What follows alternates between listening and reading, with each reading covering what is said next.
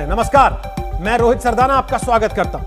कहते हैं सबसे बड़ा अपशब्द, अपमान, तिरस्कार किसी रिश्ते को जोड़कर नहीं होता, बल्कि बेरोजगारी सबसे बड़ा अपमान, अपशब्द होता है। जहां समाज आपको नाकारा समझने लगता है, पड़ोसी, परिवार के लोग आपको बेकार मानने लगते हैं, रिश्तेदार कन्नी काटने लगते हैं। ऐसे में जरूरी है दस्तक दी जाए बेरोजगारी पैदा करने वाली, नौकरियां छीनने वाली नीतियों के खिलाफ। पिछले 2 दिन से देश में सोशल मीडिया पर सबसे ज्यादा ट्रेंड कराया गया मुद्दा बेरोजगारी से जुड़ा हुआ है। 2 दिन से देश भर के नौजवान मोदी जी रोजगार दो के साथ अपनी अपनी समस्याएं देश की सरकार तक पहुंचाने की कोशिश कर रहे हैं। 50 लाख से ज्यादा ट्वीट रोजगार के मुद्दे पर देश के अलग अलग राज्यों के नौजवान कर चुके हैं। ये वो नौजवान हैं जिनके पास डिग्री है, योग्यता है, लेकिन नौकरी नहीं है।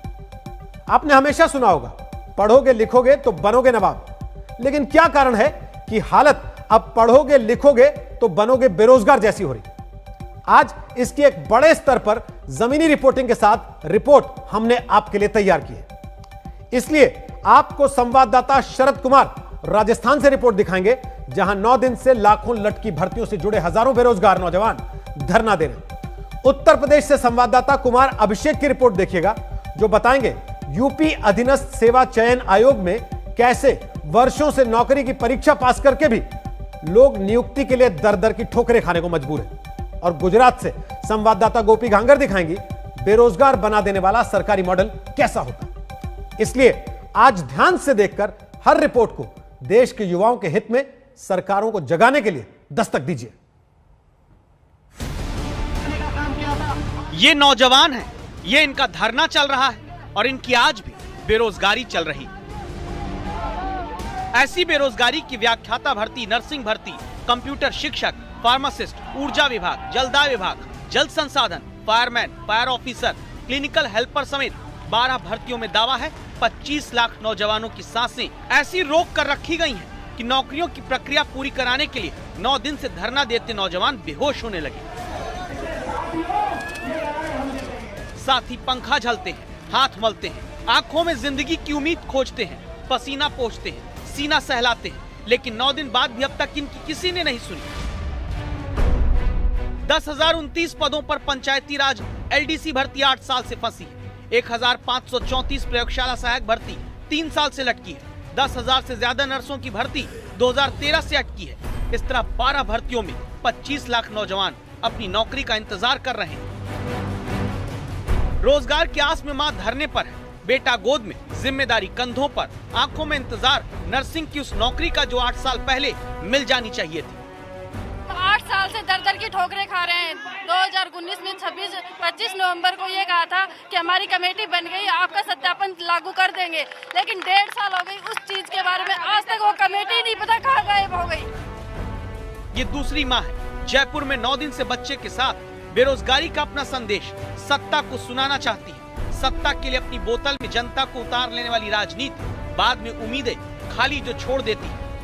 अब की बार हमने सोच लिया, चाहे हम मरे चाहे जिए, हम ऐसे ही धूप में रहेंगे, हमारे बच्चे भी हमारे साथ जाएंगे और घर वाले भी आए हुए। तो 9 दिन से कहानी यह है कि बच्चे गोद में लेकर बेरोजगार माओं को धरना देना पड़ रहा है, युवाओं को प्रदर्शन करना पड़ता है, और धरना देते जो बेहोश हो जाते हैं वो उसी सरकारी अस्पताल में भेज दिए जा रहे हैं जहाँ से नियुक्ति पत्र अब तक नहीं आया। और यही बेरोजगार नौजवान अपना टाइम आएगा सोचकर सड़क पर धरना देते हैं, ट्विटर पर ट्रेंड कराते हैं रोजगार दो।